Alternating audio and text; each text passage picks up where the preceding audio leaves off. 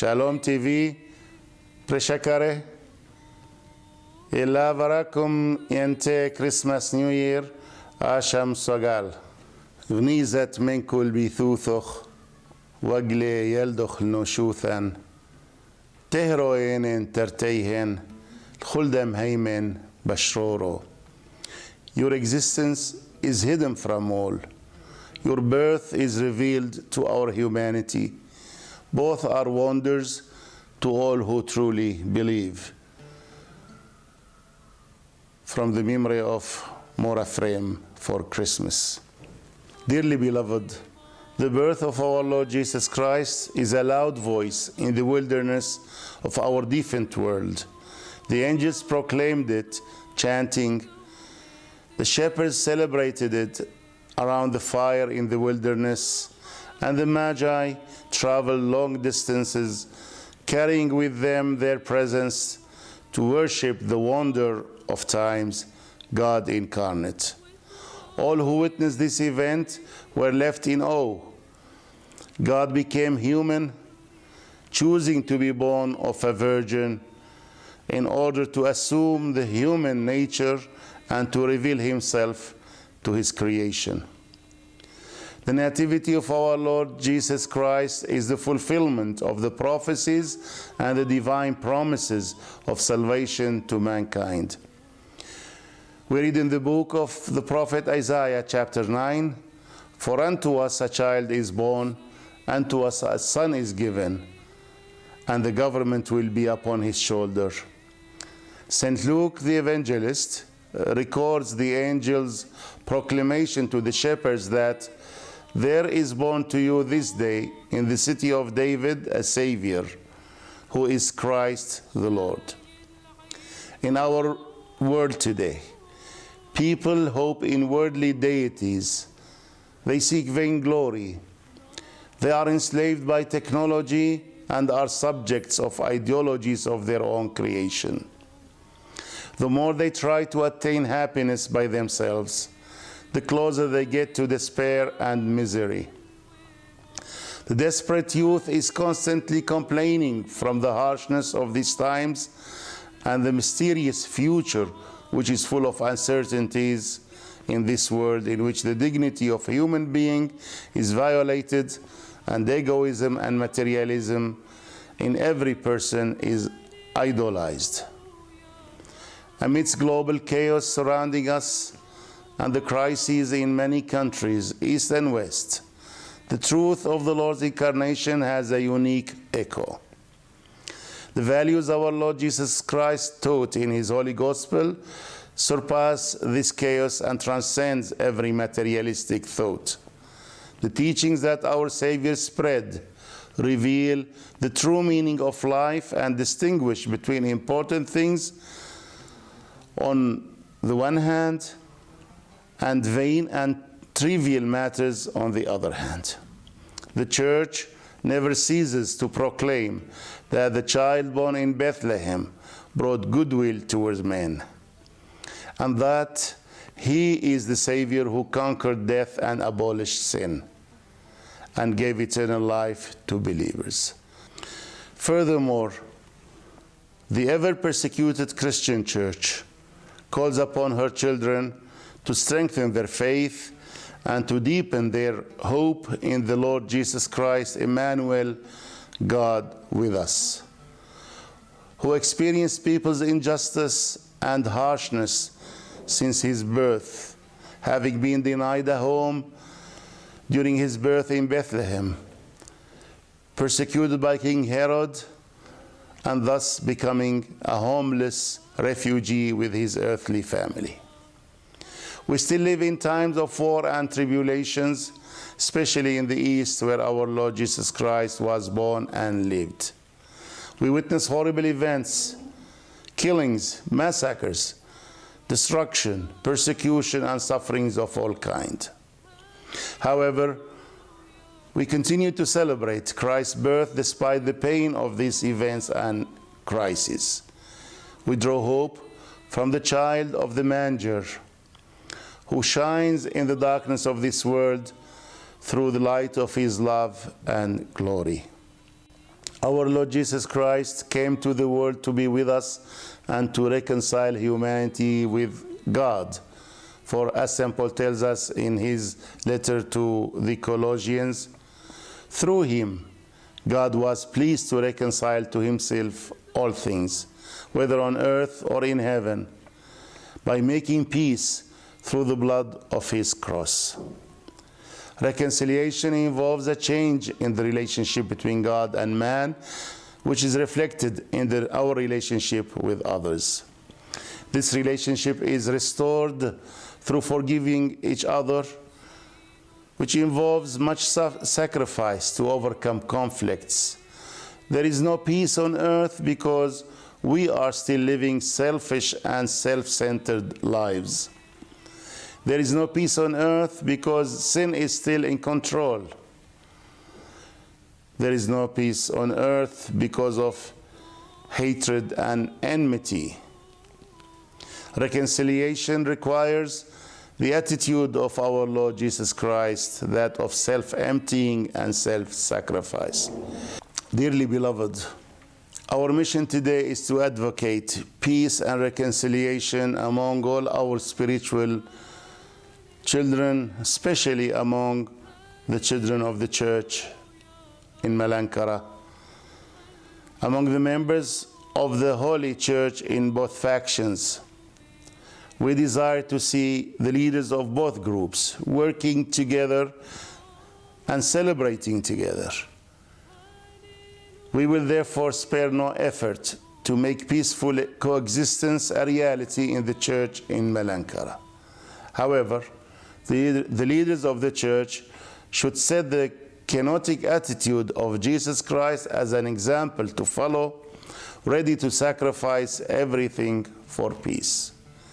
The angelic proclamation at the birth of our Lord Jesus Christ highlights to us the significance of peace. Glory to God in the highest, and on earth peace and goodwill for men. To live peacefully, we should give priority to the glory of God. And glory of the self should be the least of our concerns. Sacrifices should be made by all in order to live a life of peace and reconciliation, and to achieve peace in the church and in the world. During this Christmastide, let's be reconciled to God and to each other. Let the middle wall of partition be broken down. Let's pray together for the reconciliation and peaceful coexistence in our church in India. Kindly pray for the peace in the Middle East. And we urge you to specially pray for our beloved brothers in Christ, their eminences Paul Yazigi and More Gregorius Yohanna Ibrahim, the archbishops of Aleppo, who were abducted more than 3.5 years ago, and whose lives are examples of self-sacrifice.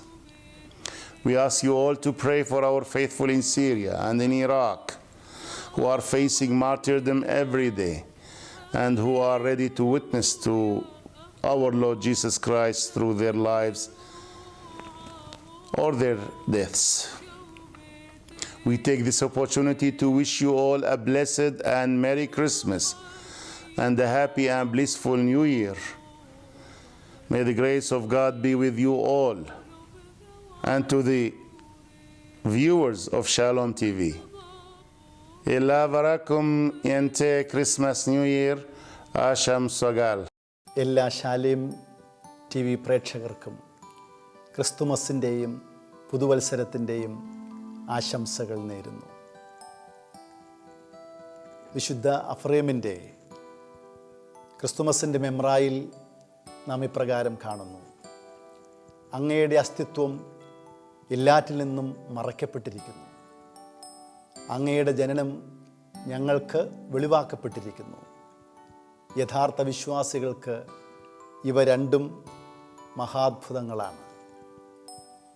വാത്സല്യ മക്കളെ, വൈവിധ്യമാർന്ന ഈ ലോകത്തിൻ്റെ ഊഷ്മരതയിൽ നമ്മുടെ കർത്താവായ യേശുക്രിസ്തുവിൻ്റെ ജനനം ഉദ്ഘോഷിക്കപ്പെടുകയാണല്ലോ.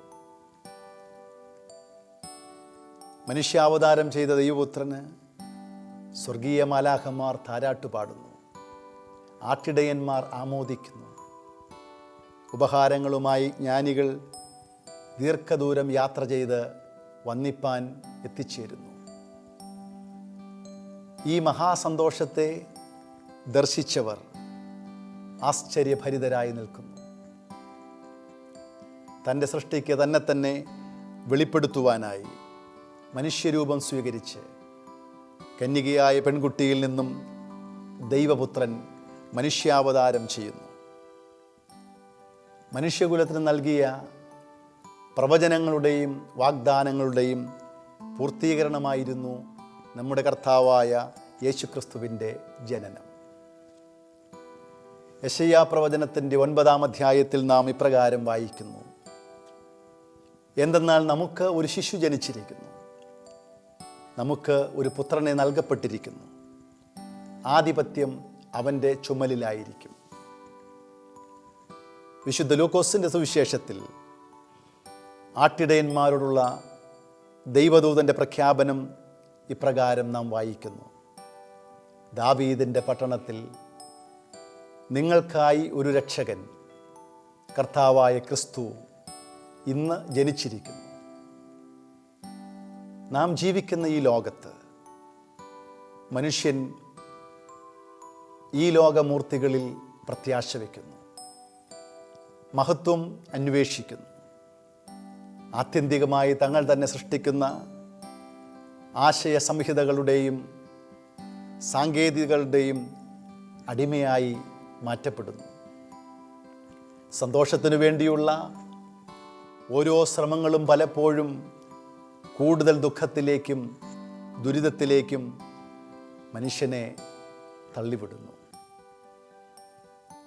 നിരാശരായ യുവതലമുറ ഈ ലോകത്തിൻ്റെ പരിവരുത്ത യാഥാർത്ഥ്യങ്ങളെക്കുറിച്ച് അലമുറയിടുന്നു. ഭാവിയെക്കുറിച്ചുള്ള അനിശ്ചിതത്വം അവരെ അസ്വസ്ഥരാക്കുന്നു. സ്വാർത്ഥതയും ഭൗതികതയും മുഖമുദ്രയാക്കി മനുഷ്യൻ്റെ അന്തസ്സ് ചവിട്ടിമെതിക്കപ്പെടുന്ന ജീവിത സാഹചര്യങ്ങൾ സാധാരണമായിരിക്കുന്നു. കിഴക്ക് പടിഞ്ഞാറെന്നുള്ള വ്യത്യാസമില്ലാതെ അരക്ഷിതാവസ്ഥയും പ്രതിസന്ധികളും രാജ്യങ്ങളെ ചുറ്റിയിരിക്കുന്നു. ഈ സാഹചര്യത്തിൽ നമ്മുടെ കർത്താവിൻ്റെ മനുഷ്യാവതാര സത്യത്തിൻ്റെ പ്രതിധ്വനി അതുല്യമാണ്. നമ്മുടെ കർത്താവ് തൻ്റെ സുവിശേഷത്തിലൂടെ നമ്മെ പഠിപ്പിച്ച മൂല്യങ്ങൾ ഈ അരക്ഷിതാവസ്ഥകളെയും ഭൗതിക ചിന്തകളെയും അതിജീവിക്കുവാൻ നമുക്ക് കരുത്ത് നൽകുന്നവയാണ്. ജീവിതത്തിൻ്റെ യഥാർത്ഥ അർത്ഥമെന്തെന്ന് തിരിച്ചറിയുവാനും എന്താണ് ജീവിതത്തിൽ അനിവാര്യമായിരിക്കുന്നതെന്നും എന്താണ് അർത്ഥശൂന്യമായതെന്നും ക്രിസ്തുനാഥൻ നമ്മെ കാണിച്ചു തരികയാണ്. ബേത്ലഹേമിൽ ജനിച്ച ആ ശിശു മനുഷ്യകുലത്തിന് നൽകിയ നിർവ്യാജമായ നന്മയെന്തെന്ന് സഭ ഇന്നും അനസ്യൂതം പ്രഘോഷിക്കുകയാണ്. മരണത്തെ ജയിച്ച് പാപത്തെ മായിച്ച് മനുഷ്യകുലത്തിന് നിത്യജീവൻ നൽകിയ രക്ഷകനാണ് ക്രിസ്തുവെന്ന ആ മഹാസന്തോഷം. എല്ലാറ്റിനുമുപരിയായി പീഡനങ്ങളുടെ തീച്ചൂളയിലൂടെ പ്രയാണം ചെയ്യുന്ന തൻ്റെ മക്കളെ വിശ്വാസത്തിൽ ഉറച്ചു നിൽക്കുവാനും കർത്താവായ യേശു ക്രിസ്തുവിൽ പ്രത്യാശ വയ്ക്കുവാനും പരിശുദ്ധ സഭ ഓർമ്മപ്പെടുത്തുകയാണ്. ഇമ്മാനുവേൽ, ദൈവം നമ്മോട് കൂടെ ഉള്ളതുകൊണ്ട് ഭയപ്പെടാതെ മുന്നേറുവാൻ ആഹ്വാനം ചെയ്യുന്നു. മനുഷ്യൻ്റെ അനീതിക്കും അക്രമത്തിനും ഇരയാകുന്നവരോടുള്ള സാന്ത്വന സന്ദേശമാണത്. എന്തെന്നാൽ തനിക്ക് ജനിക്കുവാൻ ഒരിടം പോലും നിഷേധിക്കപ്പെട്ട് ഹേറോദാസിൻ്റെ ദുഷ്ടതയുടെ തിക്തഫലമനുഭവിച്ച് തൻ്റെ കുടുംബത്തോടൊപ്പം അഭയാർത്ഥിയായി മിസ്രയീമിലേക്ക് പോകേണ്ടി വന്ന കർത്താവ് നമ്മുടെ വേദനകളെ അറിയുവാൻ കഴിയുന്നവനാണ്. നാം ജീവിക്കുന്ന ഈ ലോകം, പ്രത്യേകിച്ച് കർത്താവ് ജനിക്കുകയും ജീവിക്കുകയും ചെയ്ത പ്രദേശങ്ങൾ ഇന്ന് യുദ്ധത്തിൻ്റെയും കലാപങ്ങളുടെയും അന്തരീക്ഷം നിറഞ്ഞു നിൽക്കുകയാണ്. കൂട്ടക്കൊലയും പീഡനങ്ങളും കഷ്ടപ്പാടുകളും ദുരിതങ്ങളും കെട്ടടങ്ങുന്നില്ല. ഇതിൻ്റെയെല്ലാം മധ്യയാണ് നാം ക്രിസ്തുമസ് ആഘോഷിക്കുന്നത്. ഈ ലോകത്തിൻ്റെ അന്ധകാരത്തെ തൻ്റെ സ്വർഗീയ പ്രകാശത്താൽ പ്രശോഭിപ്പിച്ച് തൻ്റെ സ്നേഹപ്രഭ കൊണ്ട് അന്ധകാരമയമായ ജീവിതങ്ങൾക്ക് പ്രത്യാശ പകരുന്ന പുൽത്തൊട്ടിയിലെ ശിശുവാണ് നമ്മുടെ പ്രത്യാശ. നമ്മുടെ കർത്താവ് ഈ ലോകത്തേക്ക് വന്നത് നമ്മോട് കൂടെയിരിപ്പാനും മനുഷ്യകുലത്തെ പിതാവാം ദൈവവുമായി അനുരഞ്ജനത്തിലേക്ക് നയിക്കുവാനുമാണ്. പരിശുദ്ധനായ പൗലോസ് ശ്ലീഹ കൊലോസ്യർക്ക് എഴുതിയ ലേഖനത്തിൽ നാം ഇപ്രകാരം വായിക്കുന്നു: സ്വർഗത്തിലും ഭൂമിയിലുമുള്ള സകലത്തെയും അവനിലൂടെ അവിടുന്ന് തന്നോട് അനുരഞ്ജിപ്പിക്കുകയും അവൻ കുരിശിൽ ചൊരിഞ്ഞ രക്തം വഴിയായി സമാധാനം സ്ഥാപിക്കുകയും ചെയ്തു. അനുരഞ്ജനമെന്നത് ദൈവവുമായുള്ള ബന്ധം യഥാസ്ഥാനപ്പെടുത്തുന്നതോടൊപ്പം മറ്റുള്ളവരുമായുള്ള നമ്മുടെ ബന്ധത്തിൽ അത് പ്രതിഫലിപ്പിക്കേണ്ടതുമാണ്. പരസ്പരം ക്ഷമിക്കുന്നതിലൂടെ തകർക്കപ്പെട്ട ബന്ധങ്ങൾ പുനഃസ്ഥാപിക്കപ്പെടുന്നു. ഭിന്നതകൾ ഇല്ലാതാക്കുവാൻ നമ്മുടെ ത്യാഗവും അനിവാര്യമാണെന്ന് നാം മറക്കരുത്. എന്തുകൊണ്ടാണ് ഇന്ന് ഭൂമിയിൽ സമാധാനം നഷ്ടപ്പെട്ടിരിക്കുന്നത്? അതിൻ്റെ ഉത്തരം നാം ഇന്നും സ്വാർത്ഥതയിലും സ്വയം കേന്ദ്രീകൃതമായ ജീവിതത്തിലും ആണ് എന്നതല്ലേ? ശത്രുതയും വെറുപ്പും നിലനിൽക്കുന്നിടത്തോളം കാലം എങ്ങനെ ഭൂമിയിൽ സമാധാനമുണ്ടാകും? നിരപ്പിൻ്റെ അനുഭവത്തിന് ഒന്നാമതായി നമുക്കാവശ്യം നമ്മുടെ കർത്താവിൻ്റെ മനോഭാവം നമ്മിൽ ഉണ്ടാവുക എന്നുള്ളതാണ്. സ്വപരിത്യാഗത്തിനും സ്വയശൂന്യവൽക്കരണത്തിനും നാം തയ്യാറാകുമ്പോഴാണ് അത് സാധ്യമാകുന്നത്. വാത്സല്യ മക്കളെ, നമ്മുടെ സുപ്രധാനമായൊരു ദൗത്യമായി നാം കാണുന്നത് നമ്മുടെ ആത്മീയ മക്കൾക്കിടയിൽ സമാധാനവും അനുരഞ്ജനവും ഉണ്ടാവുക എന്നുള്ളതാണ്.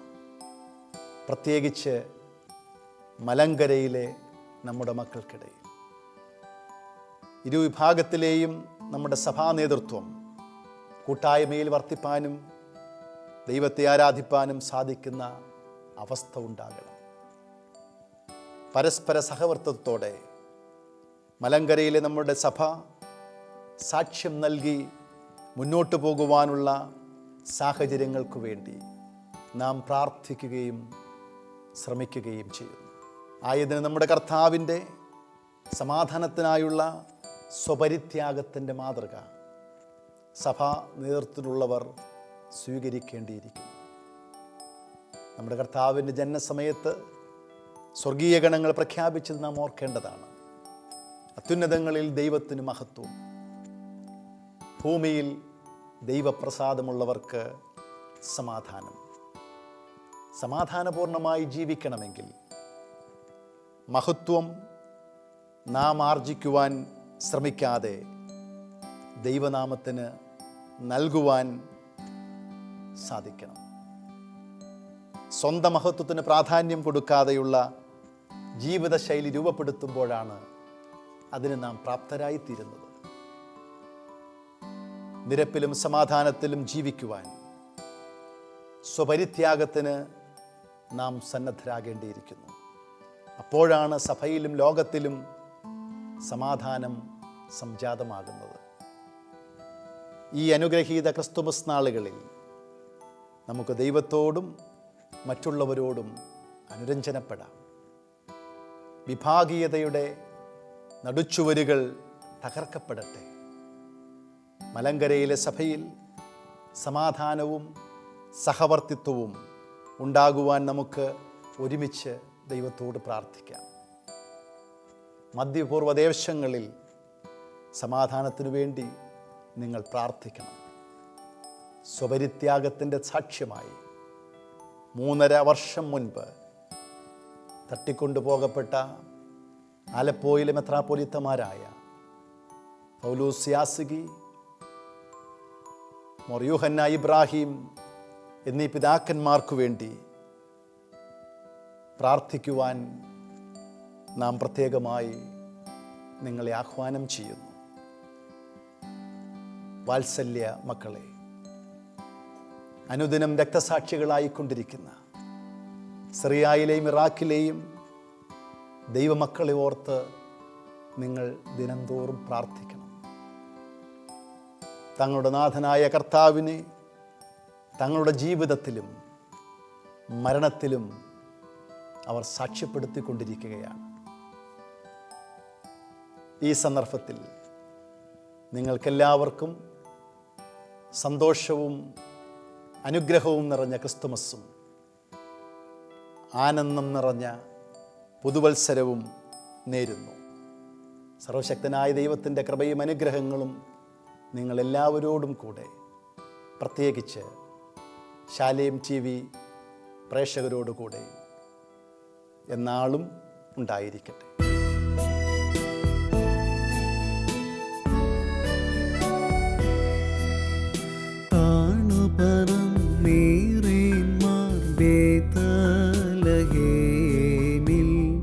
തനയൻ തൻ ജനന